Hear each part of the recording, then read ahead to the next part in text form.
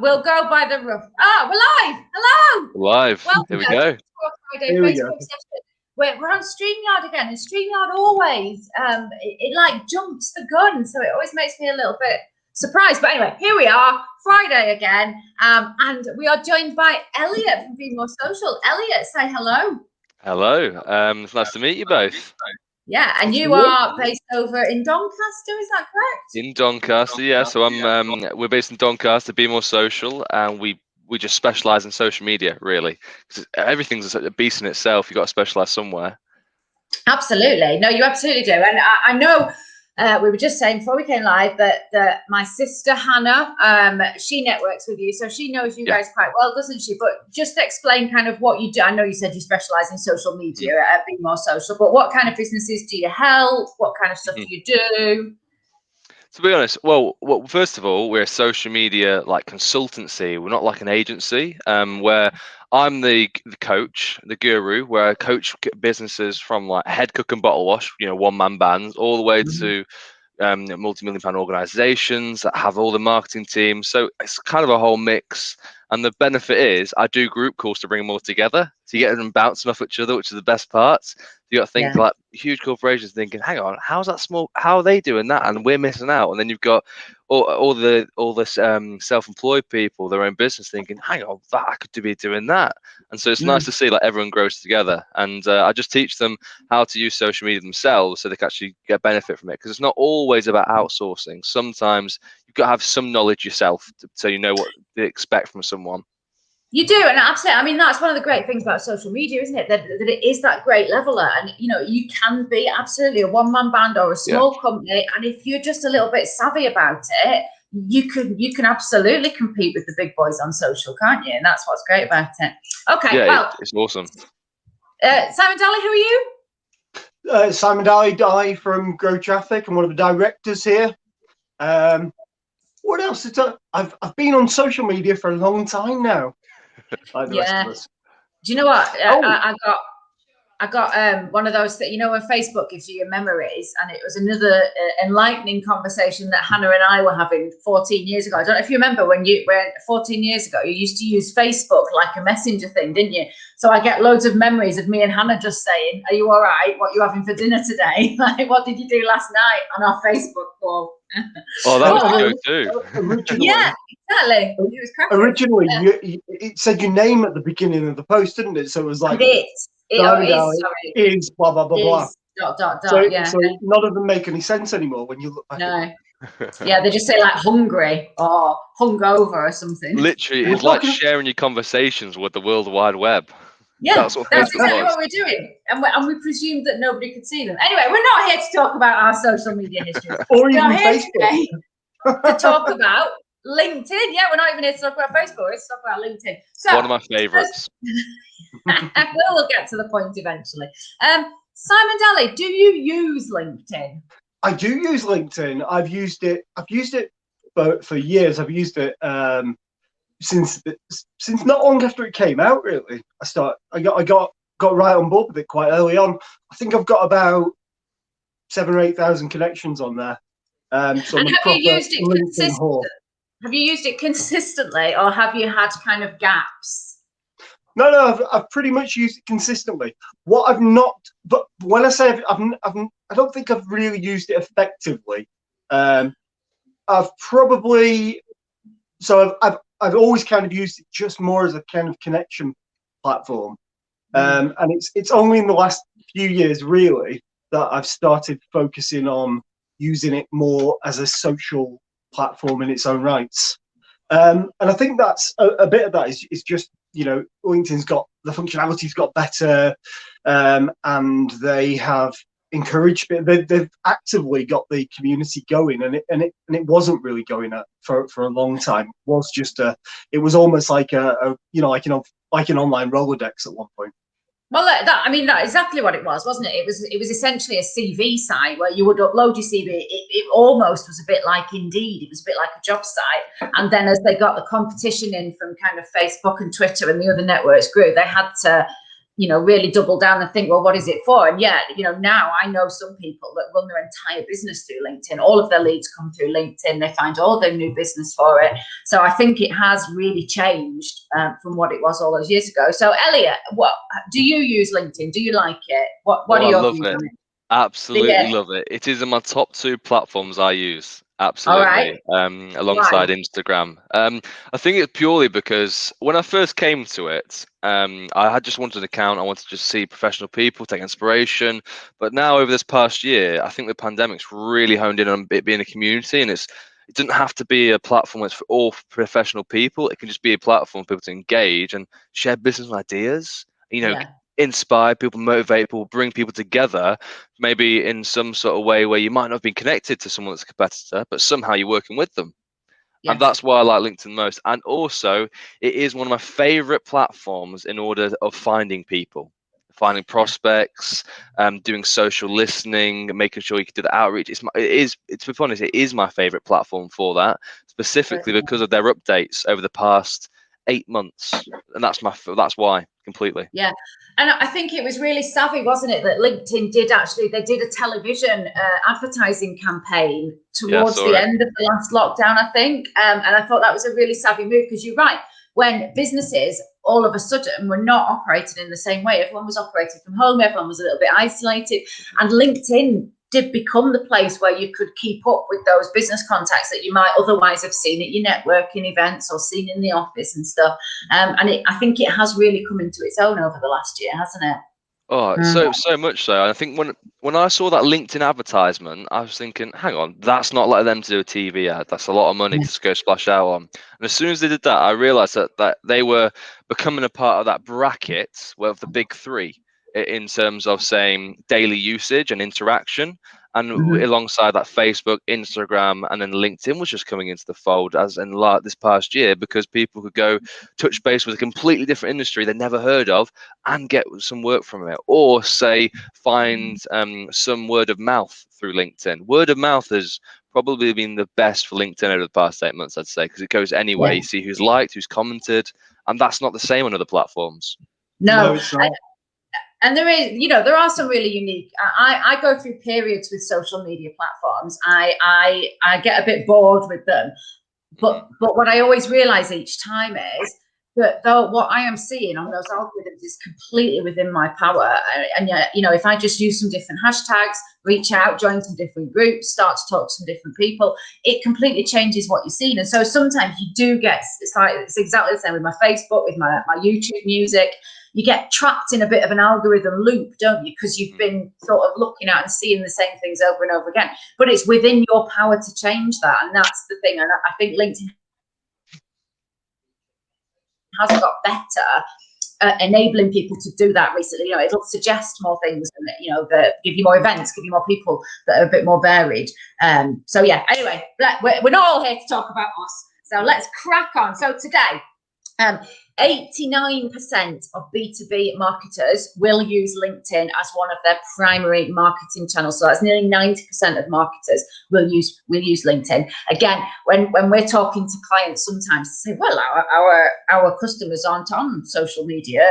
They are. They might not necessarily be looking for you at that exact point, but they are there. And if you can have that conversation, or at least start that conversation with them, it can be a really, really powerful tool. There are 756 million members on LinkedIn at the moment, and it is present in 200 countries or territories around the world. So again, when we say it used to be quite a niche social media platform, it is not now. It is one of the big 3. It is, in daily use with people. It's there, it's on their phone. It's the place that they go to meet new people, to find information, to find events even. And so it's, useful for so many things. So what we are going to give you today is 5 top tips for using LinkedIn to grow your business. So tip number 1, I don't know if you've ever watched any of our Facebook Lives, this is essentially the same tip every single time. But tip number 1 is have a plan. Now, obviously, that doesn't need to be a really in-depth marketing strategy, but if you don't have a plan, you don't know where you're going. So, Elliot, do you have a LinkedIn plan, or, however rudimentary it is, where do you start with your LinkedIn strategy? Where I always start is who my target marketer, who are my audience, who's my avatar. And what I do is every month I change that because people get bored. So every month I change my avatar, who's that target market, to go find and reach. And then I'm able to go talk to them and start a conversation. And my whole strategy with LinkedIn is send a connection with a note. Follow that up and go through your 4 stages. If they don't reply, respond to them, say the next day. If they don't reply then, respond to a week later. Can I get some feedback on my post? I'm always leveraging asking questions about them and assuming. My top tips with LinkedIn or messaging on LinkedIn is simply assume what someone's doing from the information you've gathered from them, because they're either going to do one of two things: agree with you because you're right, or correct you because they know you're wrong. You're going to one of those two things. So either way, you're going to get a reaction. And that simple method literally helps message people. You message, say, 10 people a week and get 1 client from that, or 1 opportunity. It's worth doing every week because then you get 4 in a month. Yeah, it's true. Actually, I used to be in charge of getting new visitors down to one of my networking groups, and LinkedIn was my main strategy for doing that. So we had a page for the social for the networking group, and I would message, I don't know, maybe 50 to 100 people each week, people who had, you know, befriended the page or liked it, not just cold calling people who'd shown an interest, and just say, you know, I run this network and it's free to come down. If you'd like to come, are you interested? You know, yeah, of course, 75% of those people are going to completely ignore you. Some people will respond and say, maybe in the future. Some people will respond and say, yeah, sure, I'll come along. But I mean, it's a numbers game, isn't it? But it's worth it, like you say, for those few that will come through, worth starting that conversation. Massively. I remember when we used to do webinars, when we were trying to get, I was trying to book Rick's webinars when I was part of the business development. I used to send 200 messages in one week. This is probably the most memorable. 200 messages 1 week. Probably speak to about 20 decision makers who had money, who actually could be interested, and I'd probably get about 18 of them on, book 5 meetings, and sell about 2 or 3 of them. And from 200 messages, it's worth it to get 2 or 3 clients at last over a long period of time. Yeah, absolutely. Dali, yes. Do you know? Yes. You know, we were saying before about how the algorithm has changed and stuff. What does the LinkedIn algorithm look like for people? So if we're thinking about, you know, sit down, have a little bit of a strategy about who you're going to start targeting, what kind of content you're going to be producing, what does the algorithm want from people? Well, there's kind of 2 different questions there, but what I would say is don't concentrate so much on what the algorithm wants or what you perceive it to want. Create content that's good content, publish it out there, engage with other people to get them to engage with your content, and then that will help share it via their network, because people that they know will see that they've commented on it or liked it or whatever it is, and they will get involved in it as well. So do you have? Sorry, I was just going to say, for one of the groups, one of the networking groups I'm involved in, we've got a WhatsApp group, and everything that we put on social on LinkedIn, we just drop a message into that group, and that's the cue for everybody in that group who can at that time to just bob in and just write a little comment on it. And you know, we try and make it a valuable comment, so it's not just great post or something like that, but just that little bit more engagement and activity helps it to spread out a bit further than just the reach that you've got through your own personal network. And you've got a window as well, Dali. So you've got like that window of that 30 minutes, 45 minutes to try get people engaging. And as soon as the algorithm recognizes that, it starts pushing it because it recognizes it's a reactive piece of content. And that's and as soon I think what you said, whether be an original and, you know, create your own content to be engaging, as soon as you get those people, your friends, family, work colleagues engaging, more people see that. Yeah, absolutely. I mean, it is a really good tip that I'm in a couple of those with some of my networking groups, and you know, we always say you don't want everybody all the time to jump on, because all of a sudden that becomes really obvious. If the same 15 people within 5 minutes of you putting your post up, the same 15 people are always liking it. But if the odd person can jump on, if you even if you get 3 or 4 of those people liking it, commenting, like you say, you've got that 30-minute window, it immediately boosts it up. I'm really interested that you said, Elliot, that you kind of change your avatar. Dali, do you have a strategy, a kind of ideal person that you look for, or do you let the algorithms kind of guide you and take you where they will? I mean, I'm interested in speaking to marketing professionals, and I've primarily connected with people in the marketing industry over the years. And one of the things that I do is I'm keep an eye on the people who are just changing jobs. So, you know, it comes up and says recently started a new role, or whatever that message is, and then I contact them at that point and say, congratulations on your new job. Would you, you know, if you need any help with digital marketing, if you need any SEO advice in your new role, please think of us. That type of thing. So that's yeah. And people have done it, and the reason that I do it actually is that I remember when I changed a role historically, became a head of marketing. On that same day, somebody from a PR agency got in touch with me and said exactly that, and I hired them. So so I know it works because I did it. Yeah, exactly. And it's like everything with social media, isn't it? Time is of the essence. If you get that message in that perfect window of opportunity, then that's the golden hour, isn't it?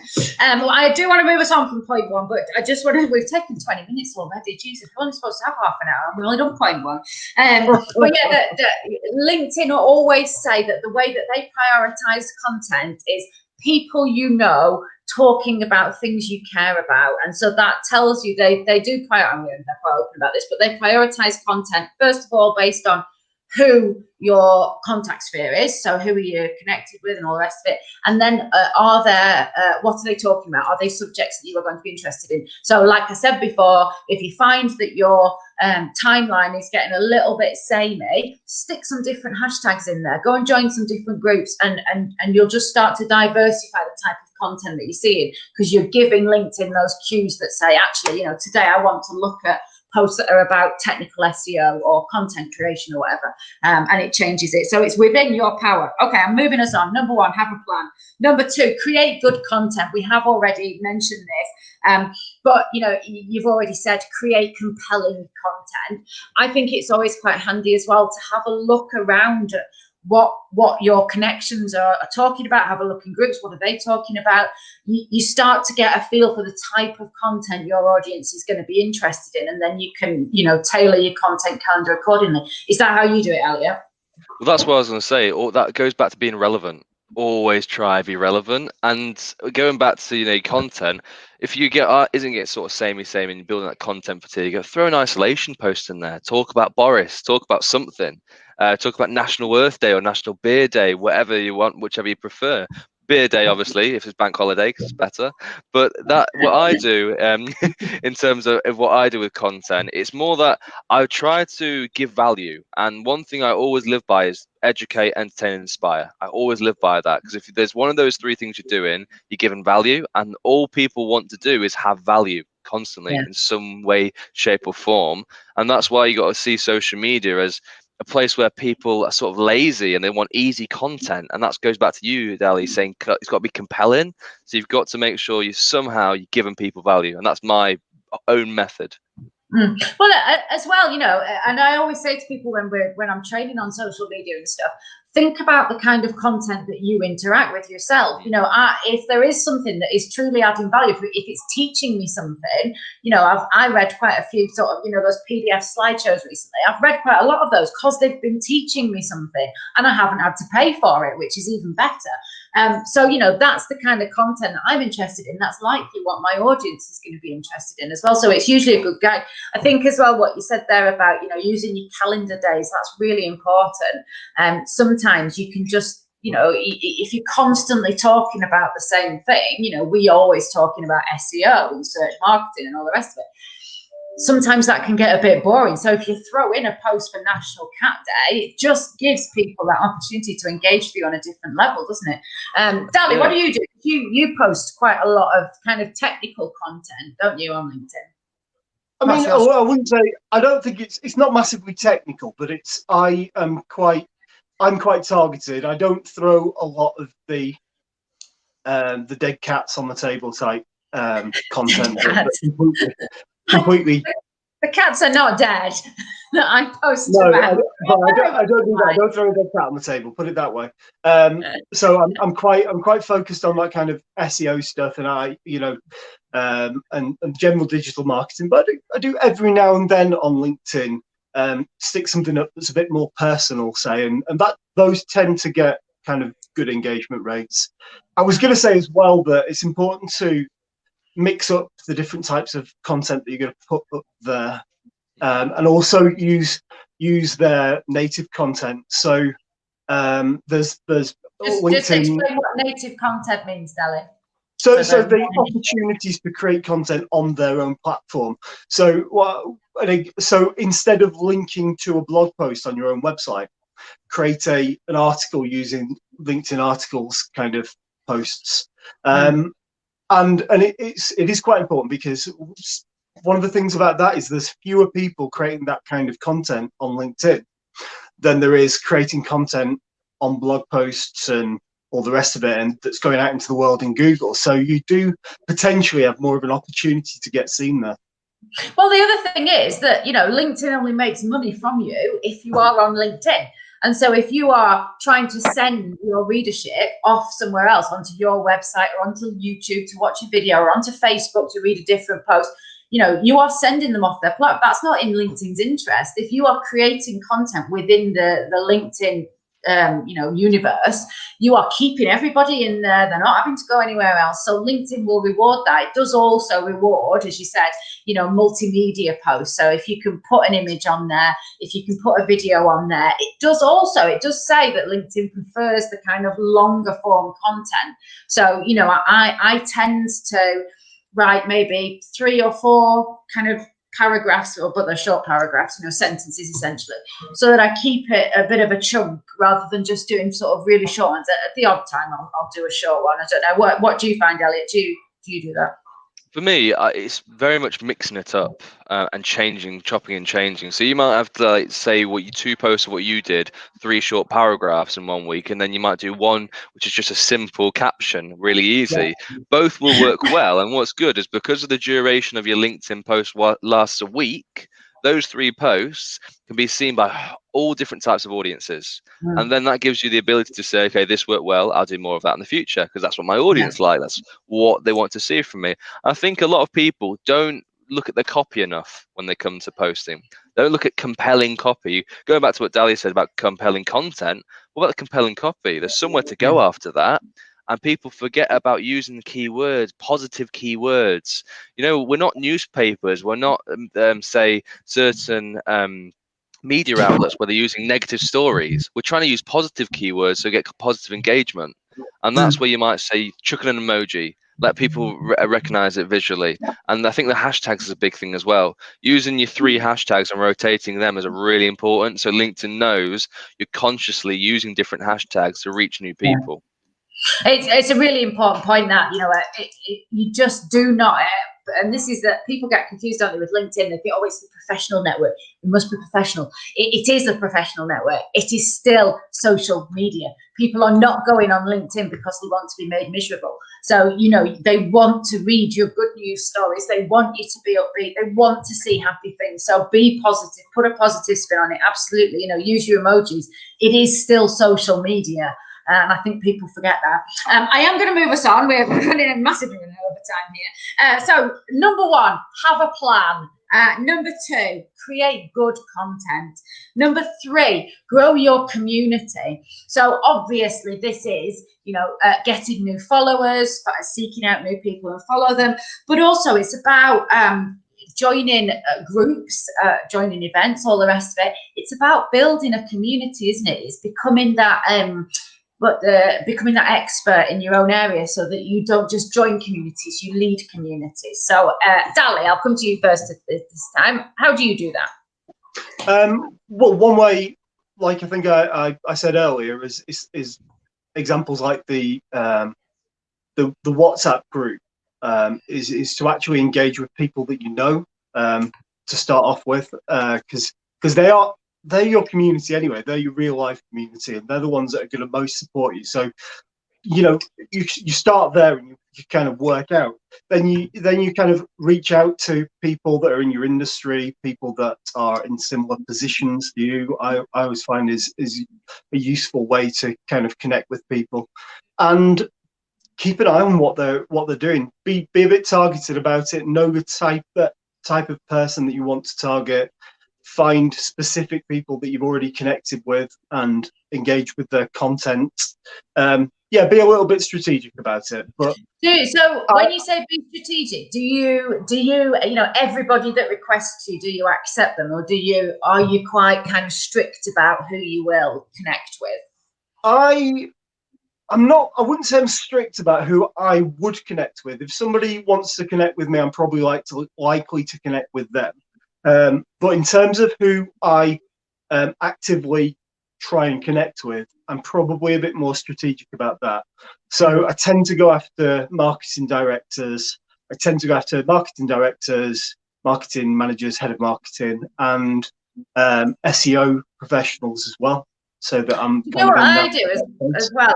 If I'm ever out networking, or nobody's out networking at the moment, are they? If I'm ever on a Zoom call networking at the moment, I will go on LinkedIn whilst I'm on, or I'll write their names down or whatever, and I'll go on LinkedIn and connect with people, because Facebook knows, doesn't it, when you're in the room with people, whereas LinkedIn doesn't, which I think is perhaps one of the, although I don't necessarily like being followed around so much by the algorithms, I think it's good to connect with people on LinkedIn that way. What's your strategy, Elliot? How do you grow your community? For me, growing a community, I think that you've got to look at tagging.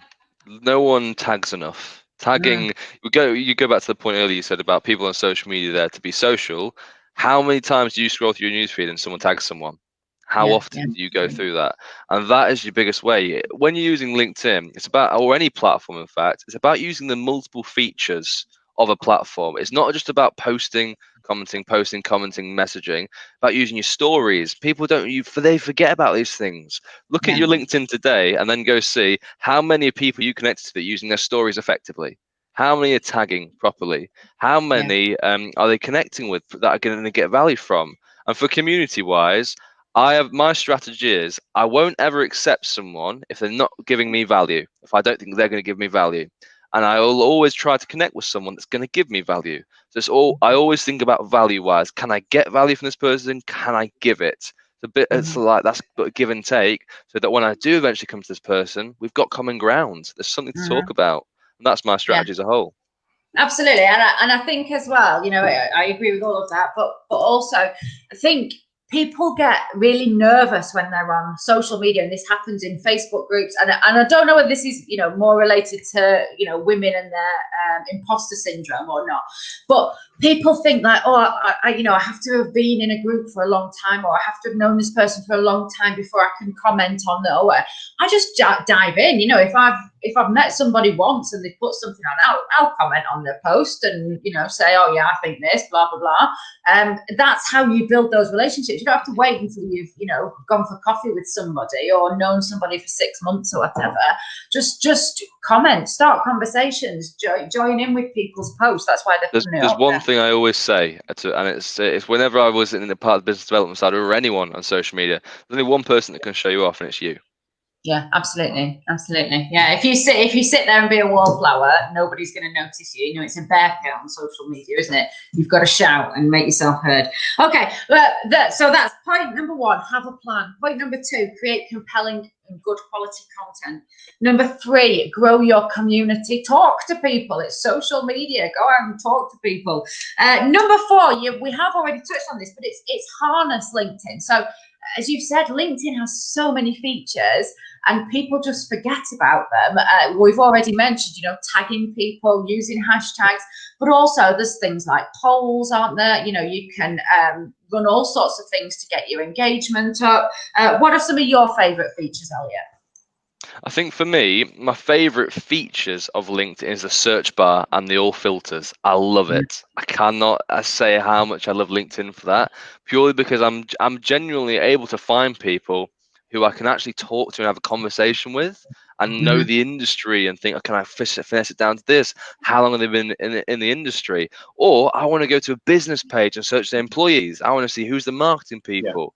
For my target market at the minute currently it's trying to speak to marketing teams, teaching teams, so they all are in sync together, and they're the ones that get the most benefit. So I go onto the business page, go to employees, I filter out all the marketing people, and there we go. Connect with a connection note. Hi. I don't even say hi or hey anymore. I say how you doing. Just try and make it change. How you doing? Name, and then just say just trying to exchange some value. So what can you tell me a bit more about you? And those short things you want to think about when you're messaging someone. How are they going to read it in their mind? Everyone's got a little voice in their head. So they're going to start reading it out as if, you know, they're in a conversation with someone. And that's what people forget. Try to have a conversation with people. Yes, absolutely. I mean, we'll not go too deeply into the voices in your head, Elliot, but, you know, absolutely. It's back to that point of it's social, isn't it? You know, talk to people. You don't have to be you're not sending out an official, you know, business letter to somebody. You're just having a chat. If they don't answer you and they don't want to talk to you, then fine, move on. You know, you don't take it personally. But if they do, you know, start that conversation and keep it going. Dali, anything? What are the features that you use? I know you have already said search, but is there anything else you particularly like that LinkedIn does that's useful? I would say search, but put my SEO hat on for a second. What I would say is make sure that you're using the functionality to fill out profiles, both your personal profile and also the company profile page, and that you're linking back to your website. You could in your personal profile page, for example, you can link out, I think, to 3 websites from your profile. Might be 3, might be 4, and if you select the other, I think it's the other function, it gives you a chance to add your keywords, for example, from an SEO perspective. So you can link back to your website using an exact match anchor text. So that's always useful. Make sure that your title is the right job title and something that somebody might search for. You might want to put a location in there, for example, if if you're trying to attract people that way. Remember that people are going to look at it. Potential employers are going to look at it. If it's a business page, potential employees are going to look at it. So make sure that you're keeping that all up to date. It's populated. Put your keywords in all the kind of right places in the about us. Hashtagging keywords. Hashtags, keywords, and make sure that you've selected. Is it on the business profile page that you get the chance to go in 3 groups?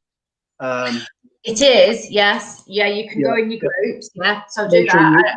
You can also claim your personalized URL, don't you, for your business? So you can have / your personalized URL rather than just a string of numbers. And for your personal I think as well, it's really important. So when on LinkedIn, you get your kind of headline. It asks you when you put your name in, what's your headline? That displays a very small number of characters. And I see loads of people that they've started with, I help businesses too, and then it's cut off. And you're like, what? That's it. I help businesses too is pointless. Just 1 or 2 keywords. What do you do? What sector are you in? I must admit, I've recently changed my headline to something like that. I just thought I'd give it a try to something different. So it says, I help marketing professionals and business owners. I think that's what it said, to grow traffic. So it'll probably cut off at market. I help market.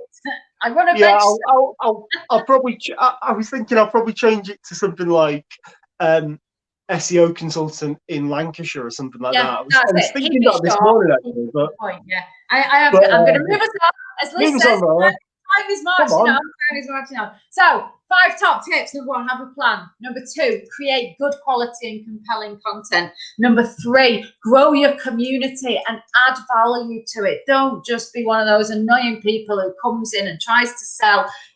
Create proper relationships. Number 4, harness the power of LinkedIn. It has some amazing tools. The vast majority of them are free. So utilize them and optimize that profile, and it will be a powerful tool. And number 5 is review. Again, if you watch any of these, number 5 is always review. Learn. There are analytics tools on there for a reason, and they are getting better all the time. So use them. Have a look at what is being successful and make sure you are reviewing all the time and improving your content calendar. I mean, Elliot, you were saying you kind of change your strategy on a month-by-month basis. So how much do you use those analytics tools? I use them all the time. I see who's active more on mobile compared to desktop. That's one of the key things. Because then you can think about going to you, Dali. What content do you create for what device? And that's when you've got to come into it thinking, if people on their mobile most of the time, what piece of content can you make that's going to really stand out? And that's something I always see people forget. They forget the 1 meter rule, where you should always create text on some content where they can see it from 1 meter away clearly, just to capture them straight away. If you've got someone on your phone seeing it from 1 meter all the way here, how much is that going to stand out on someone's feed? And I change it on a monthly basis purely so that I can give different types of value to different types of people. And when I say review, when you go back to review all your socials, I'd say always review your profile picture and your cover photo as well. A lot of people forget to Head and Shoulders. Always do that Head and Shoulders shot. Look how many people forget it, and do an updated one, not from 10 years ago if we had grey hairs. I met somebody. I'm not going to name and shame, but I met somebody networking, and I was trying to find her. And you know, when you're on your phone, those profile pictures are small, and it was taken. The photo was like a family wedding 15 years ago. Full on like frills and a perm, and she was one of like 6 people, and yeah, it was a nice photo, but I couldn't tell, you know, when you're looking on your phone trying to find the right one, couldn't tell who it was. So yeah, close up, Head and Shoulders, get a proper photo, and you know, pay if you can pay for some decent headshots, then just do that. They're not that expensive. And change the background as well. One thing that really helps you stand out is changing your background to your brand colors. That really stands out. Yeah. Is yours yellow? Yeah, mine's yellow. I saw yours with the yellow background. Yeah. Okay. Yeah. See, you remembered it. You remember what color? Perfectly. Perfect example. Dali, any final points on how people can review and change and update the strategy as they go? Yeah. Do you know what? I think the advice that Ellie gave about changing every month is a really interesting one. Something that I'm gonna give a go. Give that a try. But I think also, you know, use your Google Analytics to see what posts that you've put out there are actually referring people back to your website. And I'm a great believer in talking to people and actually trying to, you know, gauge what they've seen of yours and just understand if anything's landing. And, you know, so don't just go off pure quantitative data. Get some quality feedback as well. It's a really good point, that, isn't it? Because people often say, like, people get cross at people within their networks or their friends, and like, why didn't you ever like my post? Chances are, if somebody's not liking it or, you know, not responding to you, they're not seeing it because the algorithms are just not showing it to those people. So absolutely have that conversation. You know, do you ever see my posts on LinkedIn? Or ask people, what would you like to see? Again, you know, LinkedIn has a poll function, so use a poll. What type of content would you like to see from me this month? You know, what are the questions that you'd like me to answer this month? Absolutely. I've got one thing to back you up there as well, Rachel. You know, when you said about message them, simply message. One thing I've always said, can I get a bit of feedback? Hey, I saw I'm connected to you. Can I get a bit of feedback on my last post? Just hoping to get 5 minutes of your time. And that's something so simple, and it sounds off the cuff and easy. Yeah, absolutely. And again, it just starts that conversation, doesn't it? Without there being any pressure. You're not trying to sell them anything. You're not trying to impinge on their, you know, time or anything. It's just give me some feedback on me, which people are always much more inclined to do. So yeah, okay. We have gone massively over time here. So our top 5 tips on helping you use LinkedIn to grow your business. Number 1, have a plan. Doesn't need to be detailed, but just have a little bit of a strategy, a bit of a content calendar, know roughly what you're going to do. If nothing else, it makes your life easier. You're not sat there every morning thinking, what am I going to do today? Number 2, create good quality and compelling content natively if you can. Mix it up, videos, images, text posts. Yes, link out, but again, you know, if you can create some good quality content within the LinkedIn ecosphere, it's better for you. And number 3, grow your community. Contribute positively to your community. So join networks, join groups, join events, talk to people, and give more than you take, and people will reward you for that. Number 4, harness the power of LinkedIn. Use all of the functions, use all of the tools that are in there, talk to people. It can be a powerful lead generation tool if you do it correctly. And number 5, review. Use the analytics. improve your content calendar, talk to people, make sure your content gets better. You will learn and grow. Your algorithm, your timeline will get better as you learn and grow. And you will understand better what your audience want from you and be able to do it. Simon Daly, final word, final top tip. Final top tip on LinkedIn. Yeah. Connect to me. Okay, brilliant. Elliot, what's yours? Engage anywhere and everywhere. Yeah, brilliant. And I would say, you know, again, LinkedIn it does rely on kind of time spent on there. So it's not one of those networks that you can just go on for 5 minutes once a week. You need to be dipping in and out multiple times a day. So just get into the habit of having it open on your phone. Oh, threw my pen away. And dipping in and out and commenting. That's it. Thank you so much, everybody, for watching. And thank you so much, Elliot, for jumping on. I really appreciate that. Fine. We will be back in 2 weeks' time. Who knows what we're talking about then? If you're watching back, please do continue to comment because we do keep an eye on them. And Elliot, if you could go in at the end and just put your contact details on so that if anyone has any questions, they can contact you. That's it. It's Bank Holiday weekend, chaps. Problem. Have a good weekend. Yeah, you too. Let's right. go. Bye. See you soon. See you later.